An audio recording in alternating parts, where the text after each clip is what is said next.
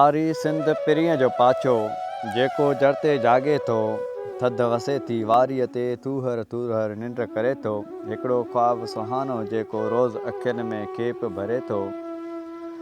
कारो नांग मथां चांड्रो की कारूं जड़ते मोर नचे थो। मूंखे हिकिड़ो ख़्यालु अचे थो। सारी सिंध पिरीअ जो पाछो जेको जड़ते जागे थो। होॾां लाड़ लिखे जो लेखो सारियनि मंझि सुहाई आहे। मुंहुं में पाण ओहाई आहे।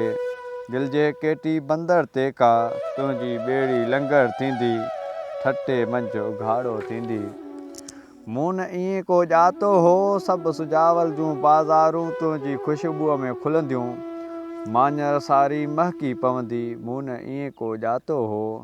मकली रोज़ पवे थी मुरकी कंहिंजे कान किताब जलायूं। ओ जागे जा ख्वाब जलायूं। फाते सभु सुता पिया आहिनि। सभु मुजाविर चरस पीअनि पिया। दूर मुहाणो पंहिंजे पुट खे ओछे कम ते गारियूं ॾिए थो। पाणीअ में को छपको थिए थो।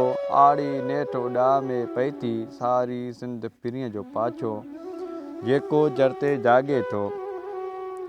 होॾां लक जबल जो ॾाको शाम पहाड़नि मंझि रिढ़े थी।